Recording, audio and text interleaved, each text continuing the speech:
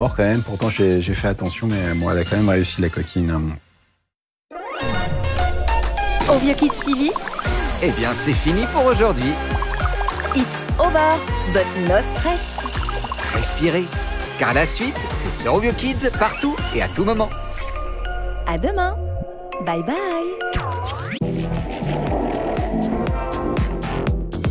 Publicité.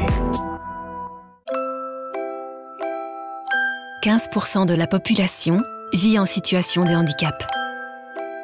Certains dès la naissance. D'autres le deviennent au cours de leur vie. Le handicap, c'est l'affaire de tous à chaque instant. Cap 48, gardons le cap. Avec le soutien des Lions Clubs et des joueurs de la Loterie Nationale. La RTBF présente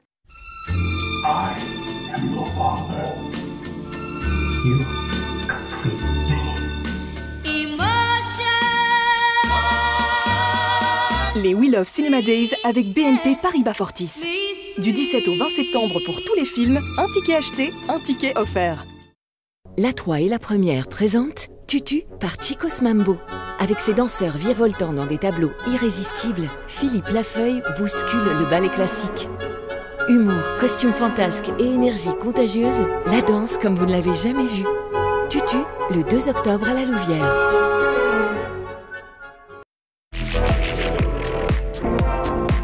Publicité.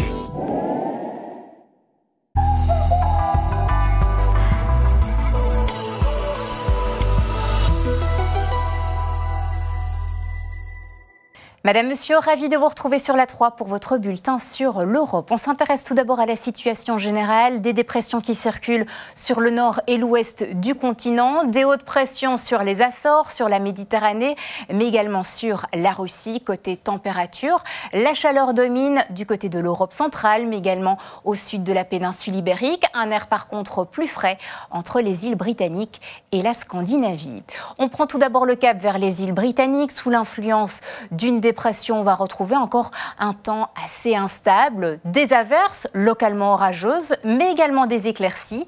18 degrés à Dublin, 20 degrés à Londres, 16 à Manchester, ambiance donc plutôt fraîche. Ces averses impacteront ensuite dans le courant de l'après-midi le Benelux. On les retrouvera également sur l'Hexagone, des averses localement orageuses. Les cumuls pluviométriques les plus élevés sont attendus sur le sud-est du pays et ces averses impacteront également l'Allemagne et la Suisse. Le vent sera présent sur les côtes de la Manche. On remonte du côté de la Scandinavie avec un temps assez chahuté sur le littoral norvégien, des pluies soutenues. Un temps plus calme par contre en Suède et on surveillera quelques orages entre les pays baltes et la Pologne. Sur le sud-est du continent, il fait toujours chaud, même très chaud, avec parfois des pointes encore localement au-delà de 30 degrés. Un soleil dominant. Par contre, on a des orages également au programme ce jeudi du côté de la Serbie, de la Bosnie, également de la Slovaquie et sur les Carpates. Belle journée sur la botte italienne avec la chaleur également qui est au rendez-vous. Beau et chaud sur la Grèce et sur la Turquie.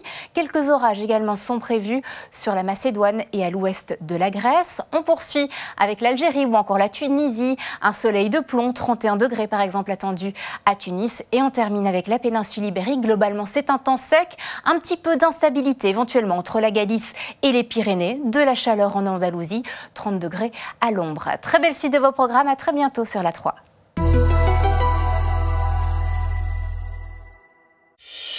Sur la 1, Vizorek raconte Annie Cordy, une icône fantaisiste aux multiples talents. Sur Typique, le jeu recommence, mais à un niveau bien supérieur. Bienvenue dans Jumanji. Classiques ciné sur la 3, Casablanca, là où l'amour devient légende. Plus de séries sur RTBF Ovio. Sherlock, toutes les saisons, en intégralité. Vizorek raconte Annie Cordy. Jumanji et Casablanca en audio-description. Sherlock. Faites votre choix sur la RTBF. Allez, on est parti. Voilà. L'album Vivacité, on le crée tous les jours avec vous. On est près de chez vous. Et on vous trouve formidable. On partage avec vous des moments exceptionnels. On s'active tous les jours pour vous rendre service. Ne bougez pas, on va voir comment on peut vous aider. Et vous retrouver en vrai, c'est super important. Merci pour votre solidarité qui fait tellement bien. Vos plus beaux sourires sont nos plus beaux souvenirs. Alors souriez. Vous êtes Vivacité! Isabelle Carré, Jean-Pierre Bacry. Bonjour. Vous avez l'air chiffonné. Ah bon, chiffonné? Entre rencontres amoureuses, ruptures et conflits familiales. Tu es gay? Je couche avec qui je veux. Ma femme me quitte pour un autre. Moi j'ai été quittée aussi et je déteste celui qui m'a quittée. À la fois tragique et comique, cherchez Hortense. C'est jeudi soir sur la 3. Ce programme vous est proposé en audio-description. Publicité. La ville de Namur, le comité central de Wallonie et la RTBF présentent les fêtes de Wallonie à Namur. Du 12 au 22 septembre, dans différents quartiers de la ville. Concerts gratuits, traditions, animations, folklore, les Walloniades et les joutes sur échasse. Programme complet sur fêtesdewallonie.be. Publicité.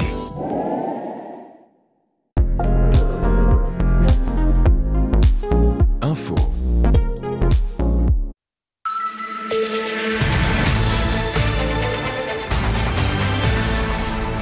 Bienvenue dans ce journal, voici les titres de l'actualité. La guerre à Gaza s'invite sur le Tour d'Espagne de cyclisme. La 11e étape a été interrompue à cause d'une manifestation. Les incidents se sont multipliés ces derniers jours sur la course. Le point en direct avec Henri Delaguérie. Que vont devenir les magasins Cora? L'enseigne fermera bientôt ses portes chez nous. Mais le repreneur nous explique dans ce journal à quoi ressembleront les futurs magasins. Reportage dans un instant. Des tonnes de mollusques et de poissons, plusieurs dépôts clandestins ont été découverts ces derniers jours dans les environs de Mons. Qui est derrière cette étrange pollution? L'enquête a en tout cas débuté. Les présidents chinois, russes et nord-coréens côte à côte pour assister à un impressionnant défilé militaire à Pékin.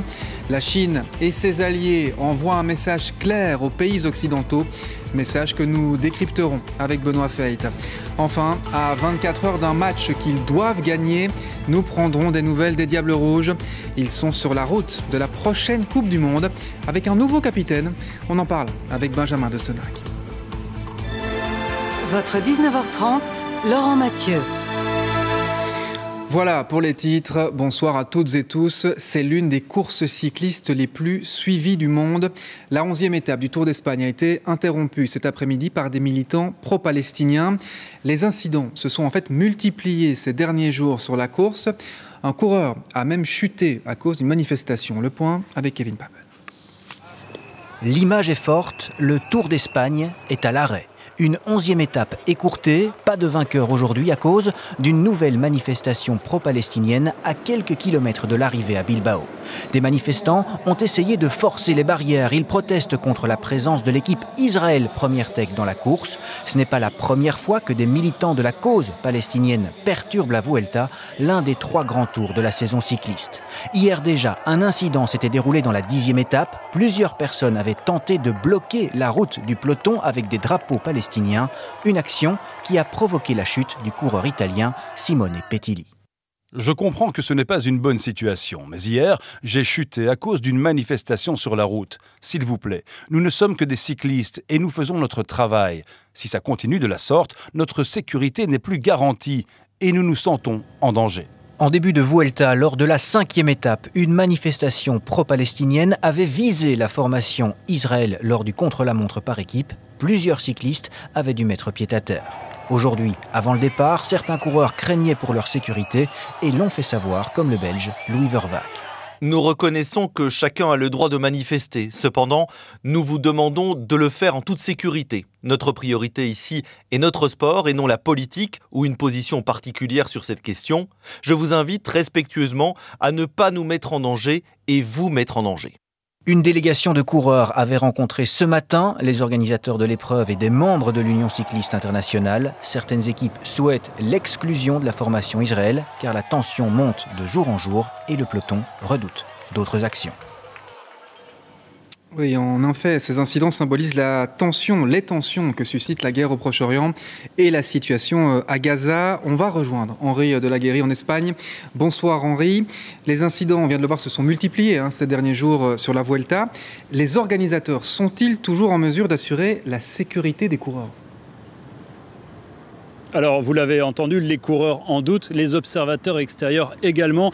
En tout cas, jamais depuis le début de cette Vuelta, la tension n'avait été aussi forte. Cet après-midi, à Bilbao, la police a eu bien du mal à faire face aux très nombreux manifestants. Et on n'est pas là face à l'action de quelques individus isolés, mais devant un mouvement qui prend de l'ampleur dans un pays, l'Espagne, un pays qui est où la colère est vraiment montée d'un cran depuis le printemps dernier contre ce que tous les médias ici, ce que tous les politiques qualifient de génocide d'Israël contre le peuple palestinien. Alors aujourd'hui, ce soir, la seule solution pour assurer la sécurité des coureurs et garantir que cette Vuelta pourra aller jusqu'au bout, pourra arriver à Madrid, eh bien, c'est pour beaucoup d'exclure cette équipe israélienne, équipe dont le propriétaire est un proche de Benjamin Netanyahou. Ce soir, le directeur technique de la Vuelta confirme qu'une exclusion serait la meilleure solution, mais c'est une décision que doit prendre l'Union cycliste internationale. On peut également envisager que ce soit directement cette équipe israélienne qui décide dans les prochaines heures de se retirer de la compétition. Henri de la Guéry, en Espagne, merci beaucoup Henri. La guerre à Gaza qui fait également la une de l'actualité. Chez nous, hier, le gouvernement fédéral s'est engagé à reconnaître un État palestinien en 2 temps. Le temps diplomatique d'abord et ensuite le temps juridique et à certaines conditions. Le fruit d'un accord d'équilibriste, accord dénoncé aujourd'hui par le Premier ministre israélien, mais aussi, et pour d'autres raisons, par une partie de l'opposition en Belgique. Thomas Deschamps. À son arrivée au Parlement, le ministre des Affaires étrangères le sait. Il va devoir répondre non seulement de l'accord obtenu en gouvernement, mais également des propos de certains de ses alliés. Nous souhaitons clairement reconnaître l'État palestinien et sa légitimité pour envoyer un signal à Israël par rapport à ses velléités expansionnistes et une formalisation de cette reconnaissance légale qui produira donc, elle, des effets juridiques ultérieurement. Après, communicationnellement, certains veulent parfois mettre l'accent plus sur une dimension que sur l'autre. Je respecte ça, mais les 2 éléments sont clés dans l'accord. Car la veille au soir, le président du MR, Georges-Louis Boucher, insistait à la télévision israélienne sur les conditions posées à la reconnaissance de l'État palestinien, ce qui a fait bondir l'opposition. On a eu des communications du ministre des Affaires étrangères qui disaient une chose, des communications du président du MR qui disaient d'autres choses. Et donc pour nous, c'est assez flou. Est-ce qu'on va reconnaître oui ou non l'État de la Palestine ? Ce qu'on attendait, c'est ce que s'apprête à faire la France d'Emmanuel Macron. C'est une reconnaissance pleine, entière, sans condition. L'opposition qui a aussi regretté l'absence du Premier ministre Bart De Wever, alors qu'un peu plus tard, c'était au tour du Premier ministre israélien de le critiquer sévèrement dans un communiqué. Le Premier ministre belge De Wever est un dirigeant faible qui cherche à calmer le terrorisme islamiste en sacrifiant Israël. Israël continuera de se défendre. Chez nous, du côté de la majorité, on défend surtout un signal fort envoyé à l'international. On va beaucoup plus loin sur la partie des sanctions par rapport à ce qu'on n'a jamais été. En réalité, on est même dans les pays les plus proactifs en la matière. Par rapport à la reconnaissance, vous l'avez compris, elle est phasée, mais il y a une intention très claire de reconnaître la Palestine. Un compromis qui permettra donc à la Belgique de signer la déclaration de New York reconnaissant un État palestinien à la fin du mois. Dans l'actualité, il y a également cette alerte jaune, alerte au mauvais temps émise par l'IRM.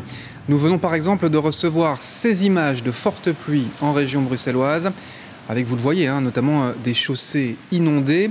Bruxelles, où un peu plus tôt dans la journée, un arbre est tombé sur l'avenue Bruckmann à Uccle. Il n'y a pas de blessés, mais le trafic routier et le passage du tram ont été interrompus.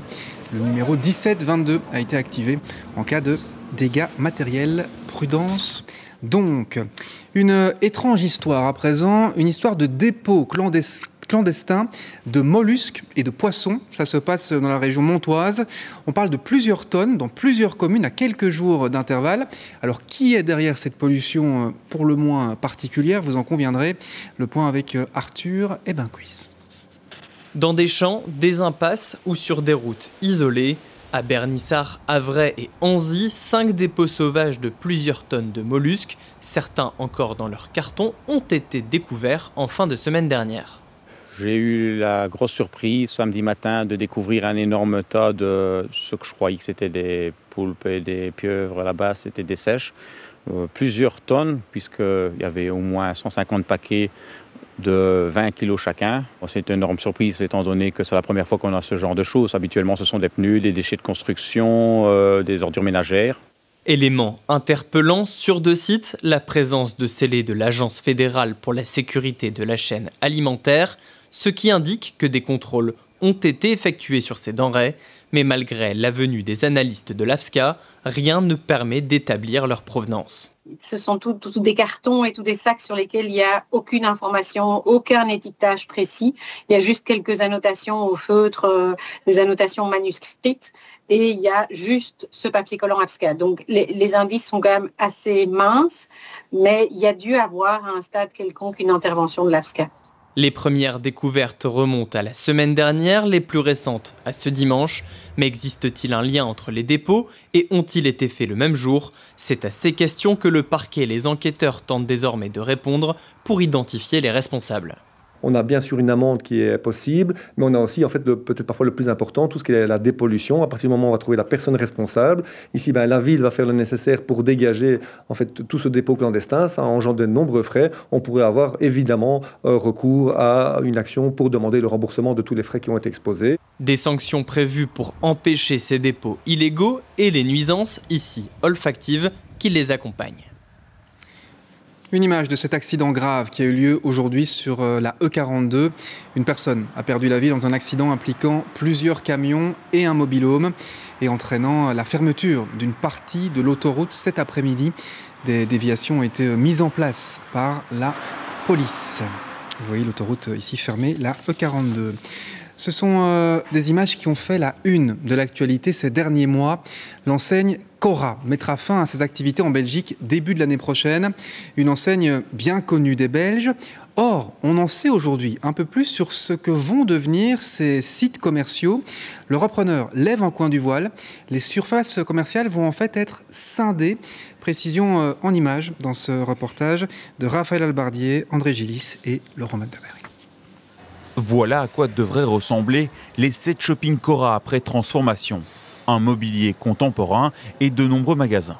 À Anderlecht, nous suivons le directeur de Mythis Carême. Le groupe est désormais propriétaire. D'ici un an, 8 à 20 enseignes, dont Dreamland, occuperont l'espace des hypermarchés. Cora fermera fin janvier 2026, mais les travaux débuteront bien avant, d'ici quelques semaines. On est en train de réduire la surface Cora d'à peu près alors 35 à 40% pour libérer de la surface, de nous permettre de commencer les travaux de transformation à partir du 1er octobre 2025. Où on se retrouve actuellement, il y aura la surface future du supermarché et en même temps également un magasin lors de l'aménagement, lors de la maison. Normalement, le supermarché doit ouvrir avant la fermeture du Cora. Dans les rayons, on réaménage et on liquide. Les fidèles du magasin sont un peu perdus et s'interrogent sur le nom des futures enseignes. Ils ont déplacé les rayons, il y a des rayons tout vides, il y a des choses qu'on recherche qu'on ne trouve plus. On est peiné parce qu'un magasin populaire, vous trouvez des choses à Cora que vous ne trouvez pas dans les autres supermarchés. Pendant les travaux dans l'hypermarché, les galeries resteront ouvertes. Saïda, présente depuis l'ouverture du complexe, a re-signé un bail. Elle espère une redynamisation du site pour la fin de sa carrière. J'espère que ça ira mieux, que c'est possible que je puisse en finir jusqu'au bout. Il ne me reste pas beaucoup d'années à faire, j'aimerais bien aller jusqu'au bout. Après l'hypermarché, les galeries seront rénovées dans la 2e ou 3e année. Reste une question importante, l'emploi. 1700 postes sont menacés chez Cora, 1500 pourraient être créés, estime Mythis Carême. On a créé avec le Forum, avec Cora, avec Mythis Carême, une cellule d'emploi sur chaque site. Et la cellule d'emploi va recevoir en priorité toutes les vacances qui seront mises à disposition des nouveaux locataires dans la transformation. Les nouveaux propriétaires ont donc 160 000 mètres carrés à reconvertir. De cette histoire, il restera un symbole. Les galeries conserveront leur nom de Shopping Cora. Dans la suite de ce journal, ce projet d'un nouveau site militaire à Charleroi. Le but affiché est d'attirer de nouvelles recrues, de nouveaux militaires qui viennent de la région. Coup de projecteur sur le premier salaire des jeunes Belges qui entrent sur le marché du travail. Reportage dans un instant. Et puis, comme chaque soir, vous le savez, notre séquence QR, questions-réponses. On parle taxes et recyclage. Ce sera avec Anne Pollard. Mais tout d'abord, cette photo qui a fait le tour du monde aujourd'hui, le président chinois Xi Jinping avec ses homologues russes Vladimir Poutine et nord-coréen Kim Jong-un. Ils ont assisté avec d'autres chefs d'État ce mercredi à Pékin à un gigantesque défilé militaire avec un objectif très clair, envoyer un message aux pays occidentaux. Éric Destiné, Valérie Lafleur. Au cœur de Pékin, sur la place Tiananmen, le président chinois fait son entrée entouré du président russe Vladimir Poutine et du dirigeant de la Corée du Nord, Kim Jong-un. Voilà l'image que la Chine veut montrer au monde, celle d'une nation qui choisit ses alliés, prête pour une démonstration de force. La nation chinoise est une grande nation qui ne craint pas la violence et qui est indépendante et forte. Ce défilé, c'est une chorégraphie bien orchestrée. 10 000 soldats au pas pour marquer le 80e anniversaire de la Seconde Guerre mondiale. Mais cet événement hors norme pour la Chine, c'est surtout l'occasion d'exposer son arsenal militaire. Comme cette arme laser, présentée pour la première fois, ces missiles balistiques intercontinentaux DF-5C, capables d'emporter plusieurs ogives nucléaires, ou ces dispositifs de défense nouvelle génération. One of the new equipment that they will showcase today is the so-called anti-drone microwave. Cette technologie vise à intercepter les drones de combat. Des images impressionnantes, mais au-delà, impossible de savoir exactement ce qui est opérationnel aujourd'hui entre les mains de l'armée chinoise. Une chose est sûre en tout cas, en marge de cet événement, certaines alliances se sont renforcées. Si nous pouvons aider la Russie d'une quelconque manière, nous le ferons certainement. C'est un devoir fraternel. Nous ne ménagerons aucun effort pour apporter notre aide à la Russie. Corée du Nord, Russie et Chine ne se sont jamais affichés de manière aussi proche qu'aujourd'hui. These aren't just anti-Western optics. This is a direct challenge to the international system built on rules. Lors de ce défilé décrit par certains observateurs comme le plus grand jamais organisé en Chine, seuls 2 dirigeants occidentaux ont fait le déplacement, le président serbe et le premier ministre slovaque. La Chine montre sa volonté de concrétiser une forme de nouvel ordre mondial pour marquer un déclin de l'hégémonie historique des États-Unis. Démonstration de force à Pékin. On va aller plus loin avec vous, Benoît Feith, bonsoir. Militairement, concrètement, que représente la Chine, la Russie, la Corée du Nord par rapport aux forces militaires occidentales ?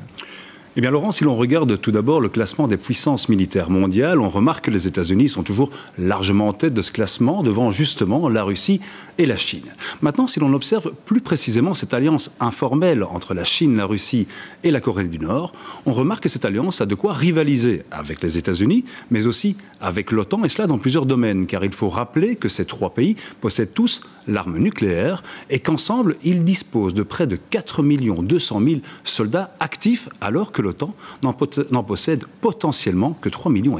Alors justement, l'OTAN, l'Occident, doivent-ils craindre cette alliance ?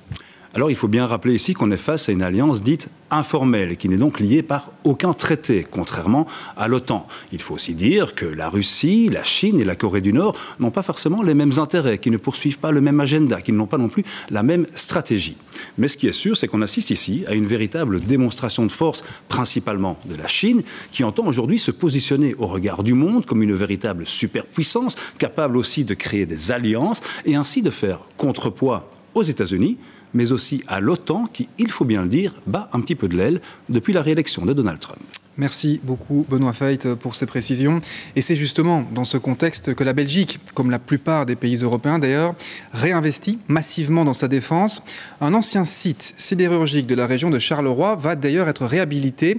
1500 soldats y seront installés à terme, avec l'objectif d'attirer et de recruter dans la région. Reportage Jean-Marie Dequesel, Maïté Warlin. Ils ont le sourire. La Défense et la ville de Charleroi viennent de signer un contrat historique. Dans quelques années, sur cet ancien site industriel, naîtra une nouvelle caserne d'envergure. Le quartier du futur, en quelques mots, ce serait un quartier qui va accueillir 1500 personnes avec des fonctions diverses d'opérationnalité, de support, de formation, en vue de redynamiser, donner une nouvelle image à la Défense ici dans le Hainaut. Et la ville de Charleroi a été choisie par le fédéral pour accueillir cette caserne, notamment parce que la région ne bénéficie pas de la présence de la Défense. On doit augmenter parce qu'il y a beaucoup de d'emploi, de possibilités d'emploi. Il y a beaucoup de gens qui sont intéressés, mais il n'y a pas de casernes.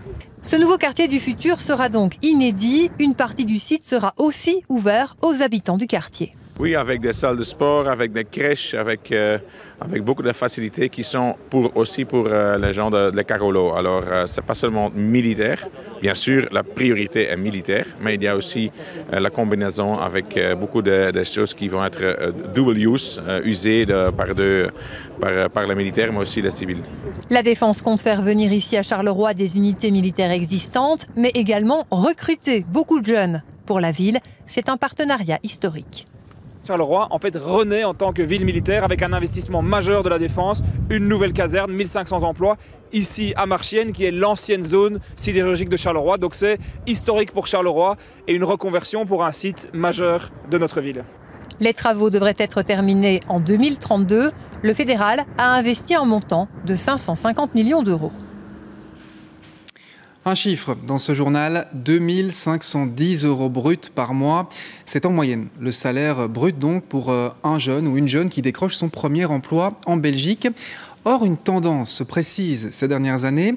L'écart de salaire entre les diplômés de l'enseignement universitaire et ceux du secondaire se réduit. On voit pourquoi avec Didier Mkwa chez Paul Lonsin.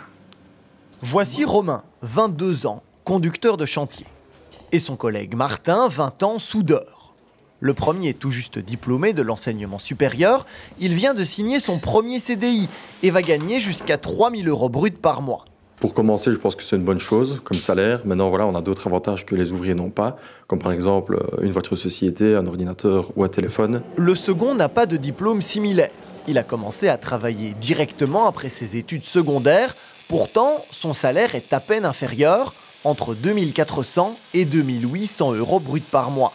C'est un peu normal que, en gros, le professionnel soit de plus en plus récompensé pour qu'on lui donne envie de venir travailler direct en sortant de l'école. Au moins, ça attire plus les jeunes à venir vers cet endroit, l'atelier. Aujourd'hui, un diplômé universitaire gagne en moyenne 2982 € bruts par mois pour un premier salaire. Pour le secondaire inférieur, c'est 2227, soit une différence de 755 €.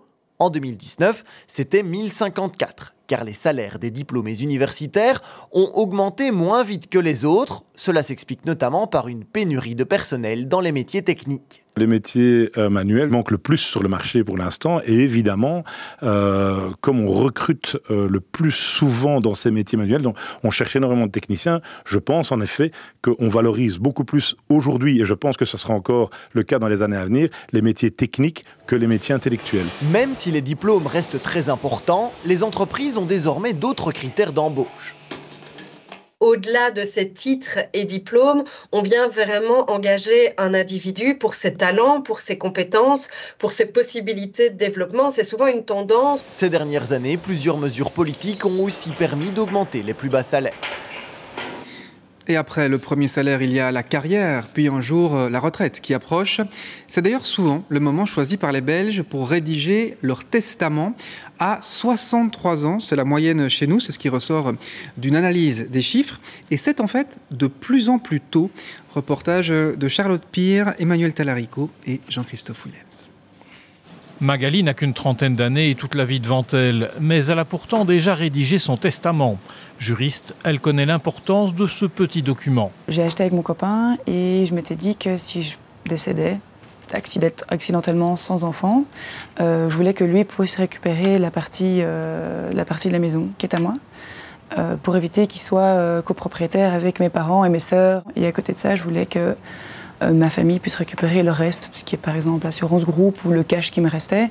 Et au fait, si je faisais rien, c'était une partie pour mes parents, une partie pour mes sœurs, mais mes sœurs vont être plus taxées. Le jour où sa situation familiale évoluera, elle pourra aussi modifier son testament. Dans son étude, Jérôme Hott rédige près de 2 testaments par semaine, car en 5 ans, leur nombre a augmenté de 30% en Belgique. À chaque étape de la vie, un mariage, un achat, parfois même un divorce, c'est tous des moments dans lesquels il faut se poser la question, mais tiens, si demain je décède, qu'est-ce qui se passe? Est-ce que la dévolution légale, ce que prévoit la loi, correspond à ce que je veux ou pas? Et si pas, il faut faire le testament à ce moment-là. L'augmentation du nombre de cohabitations ou de familles recomposées a une influence sur la quantité de testaments rédigés. Sur les 5 dernières années, on a eu une grosse augmentation parce que le public est plus conscient de ce qu'il doit faire pour son après, donc pour ses héritiers, le cas échéant, et choisir ce qu'il veut exactement. Alors on remarque aussi qu'il y a une diminution de l'âge, et ça vous le voyez, j'imagine, assez régulièrement dans votre bureau.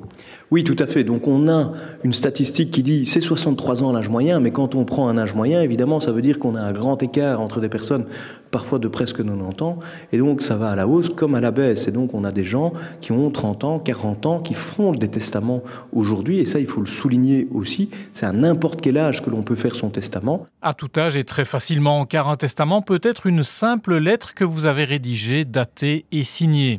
Autant de fois que vous le voulez, mais seule la dernière version sera valable. Comme chaque soir de la semaine, c'est le moment QR. Vos questions, nos réponses. Bonsoir Anne Pollard. Bonsoir. On parle recyclage et taxes avec vous. On écoute d'abord la question de Serge Berberov de Genappe. Bonjour, j'habite dans une commune de Brabant-Wallon dont le Reciparc est géré par InBeWay. Je ne comprends pas pourquoi depuis début 2025, on doit payer une taxe supplémentaire d'accès de 15 € à ce Reciparc. Merci beaucoup, au revoir. Alors effectivement, Serge, il y a eu du changement depuis janvier 2025. L'intercommunal du Brabant Wallon, InBeWay, a instauré un nouveau système d'entrée dans les Reciparcs basé sur des points. Mais attention, il ne s'agit pas d'une taxe supplémentaire collective. En réalité, chaque ménage dispose désormais de 12 points gratuits par an, ce qui correspond à environ une petite dizaine de visites au Reciparc.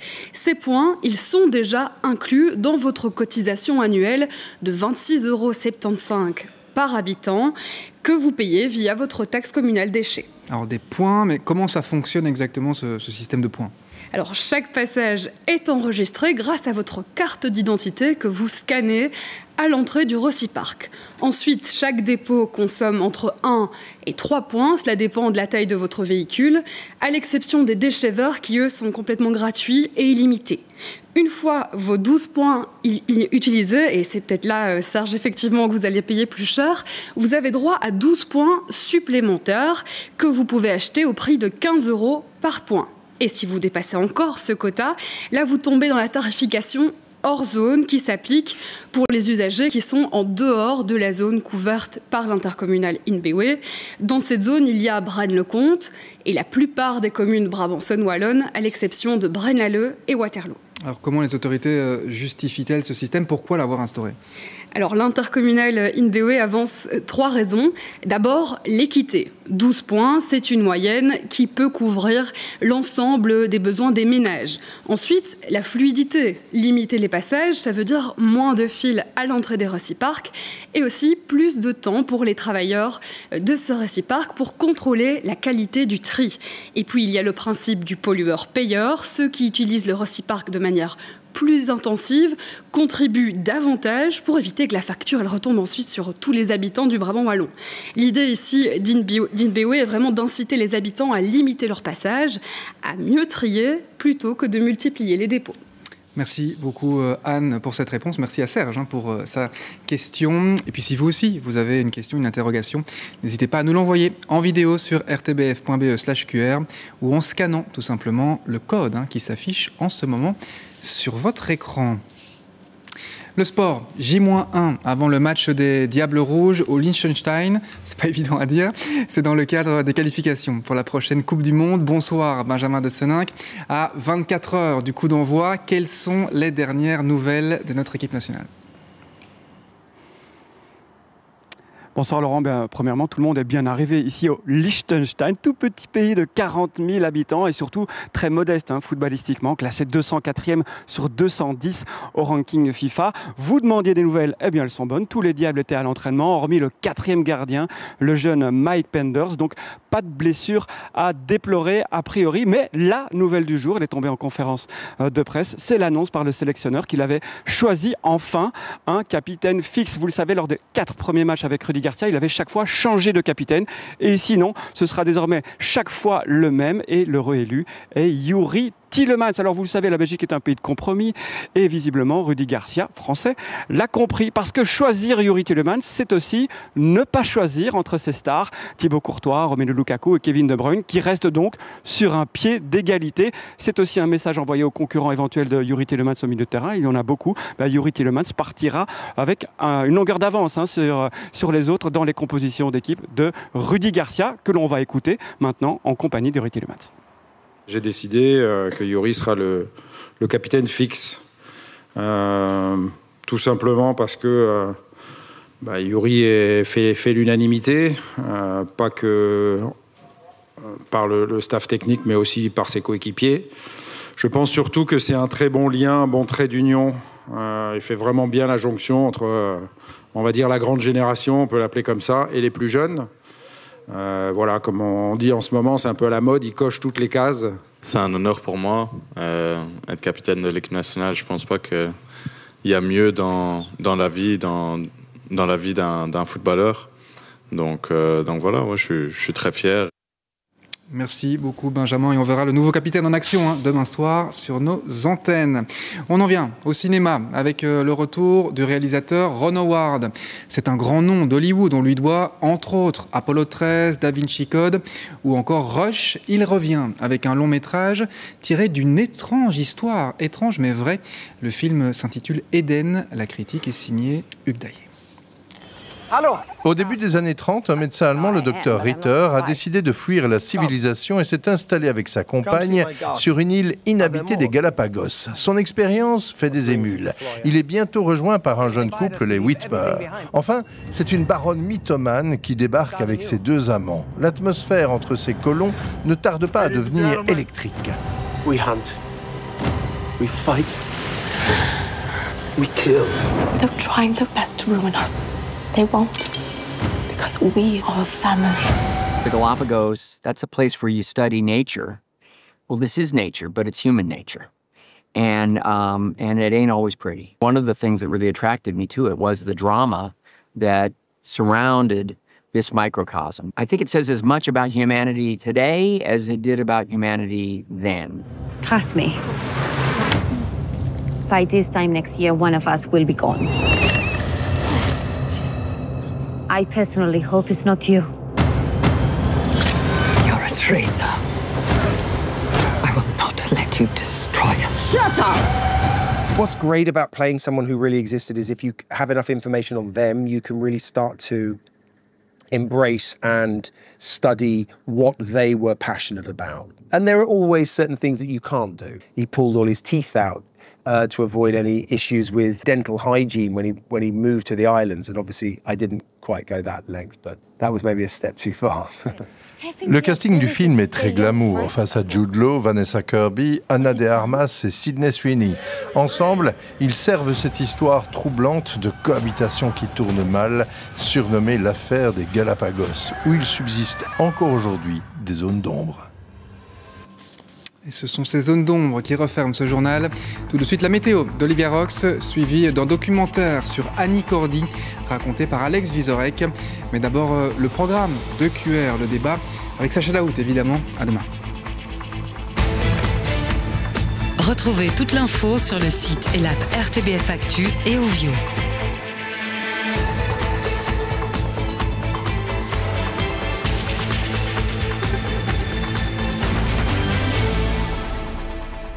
Toutes les actus des thématiques qui m'intéressent sont sur l'application RTBF Actu. Téléchargez-la. Dès la rentrée, l'A3 vous accompagne du matin au soir. Bonjour, bonjour. Du réveil au coucher, l'A3 répond à vos envies. S'informer, comprendre, découvrir. On est parti. Rire et grandir. Des nouveautés et le meilleur de l'A3, désormais, c'est toute la journée avec la même passion. Publicité. La RTBF présente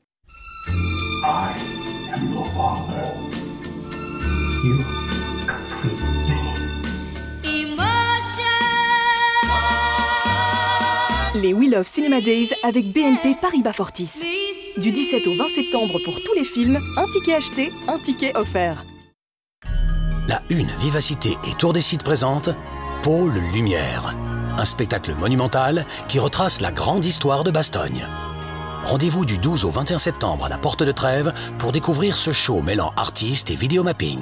Spectacle gratuit. Info fantasticlabel.be.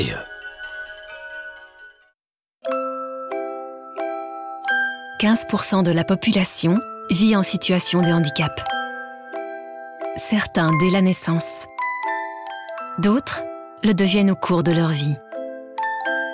Le handicap, c'est l'affaire de tous à chaque instant. Cap 48, gardons le cap. Easy et Cap 48, partenaires engagés pour l'innovation et la solidarité. La ville de Charleroi et la RTBF présentent les Fêtes de Wallonie à Charleroi. Le samedi 13 septembre, de retour sur la place de la Digue, les concerts RTBF avec DJ Tam, DJ Jos Mendoza, Gustave Brass Band, Kali et The Magician. Toutes les infos sur rtbf.be/Fêtes de Wallonie. Bonjour tout le monde, bienvenue, excellent réveil. Vous écoutez Coffee on the Rocks sur Classic 21. De l'actu rock, des super chroniqueurs, le quiz, de la musique, beaucoup de musique. Alors venez booster vos réveils avec Coffee on the Rocks. 6h, 10h, Coffee on the Rocks avec Raphaël Scaini sur Classic 21. You rock. La 3 et la première présente. Croisez des gens. Croisez les origines. Croisez. Croisez les infos. Croisez les points de vue. Croisez le fer. Ou le verre. Croisez les jets. Se croiser, se parler, s'écouter, se rencontrer.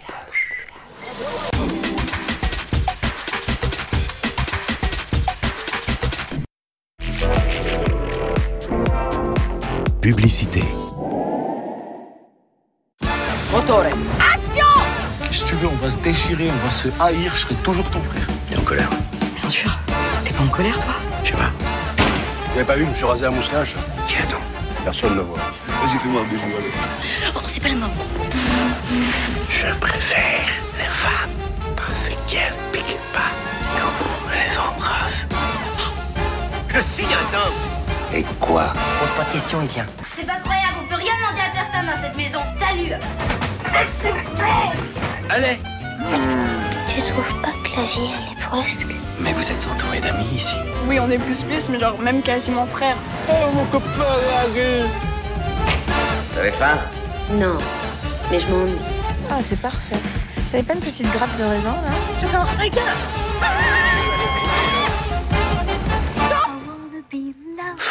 La 3, la passion du cinéma.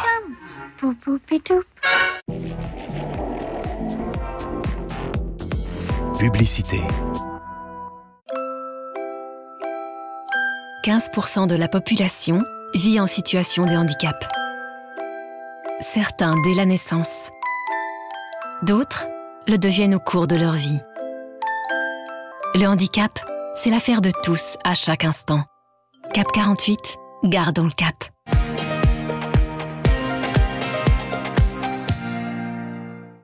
La RTBF présente I am your father. You complete me. les We Love Cinema Days avec BNP Paribas Fortis.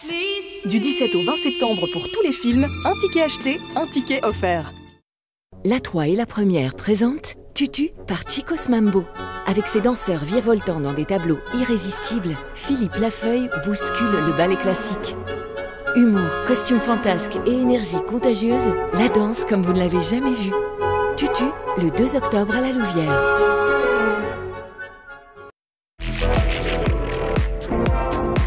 Publicité.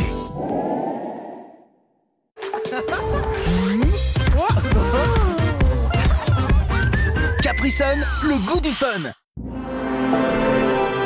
Classique Ciné, tout de suite, sur la 3.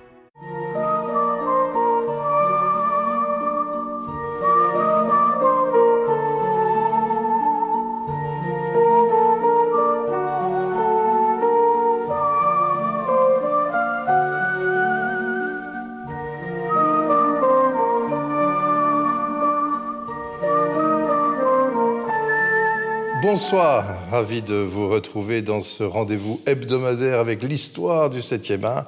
C'est Classique Ciné, c'est sur la 3. Alors, ce soir, j'ai envie de dire un classique parmi les classiques, un film qui est vraiment rentré dans le panthéon du cinéma américain et même mondial, à savoir Casablanca, film sorti en 1942 et signé Michael Curtiz. Et j'ai envie de résumer le film en disant que c'est le résultat d'un happy accident, comme disent les Américains, d'un heureux accident. Parce qu'au départ, quand les acteurs commencent le tournage du film, eh bien, ils ne connaissent pas la fin de l'histoire, parce que les scénaristes s'arrachent un peu les cheveux pour équilibrer les différentes tonalités du film. Parce que c'est quoi Casablanca ? C'est à la fois l'histoire d'un triangle amoureux, une femme, deux hommes, c'est aussi l'histoire d'espionnage et c'est une histoire de résistance puisqu'on est à Casablanca sous le régime de Vichy et qu'il faut évoquer le climat de l'occupation. Ça fait beaucoup d'ingrédients et il faut trouver le juste équilibre. Et donc les scénaristes, il y aura plusieurs réécritures pour finalement réussir un film en état de grâce. Le film doit beaucoup à une réunion de talents, une réunion d'artistes. D'abord, il y a Michael Curtiz, Mano Kertész, c'est son nom originel, il vient de Hongrie, et il a très très bien digéré l'esthétique, entre autres, de l'expressionnisme allemand. Il travaille très très bien les clairs-obscurs, et il va parfaitement magnifier le visage, la télégénie, la cinégénie d'Ingrid Bergman, qui, rappelons-le, a d'abord eu une carrière en Suède, et puis, justement, au moment de la guerre, a décidé de poursuivre sa carrière aux États-Unis. À ce moment-là, c'est pas encore une très très grande star. Elle a tourné Dr. Jekyll et Mr. Hyde, mais c'est vraiment le début de sa carrière américaine, mais elle séduit absolument tout le monde. Face à elle, il y a le rôle central, le pivot, le patron du Rijkscafé, à savoir Humphrey Bogart. Et là encore, c'est une très très bonne idée de casting, parce qu'Humphrey Bogart est plutôt habitué à des rôles de dur, de détective privé, entre autres dans Le Faucon Maltais. Et là, c'est un dur au cœur tendre, parce qu'il incarne ce patron de bar à Casablanca qui voit débouler dans son établissement son amour de jeunesse, incarné par Ingrid Bergman. Simplement, cet amour n'est plus libre.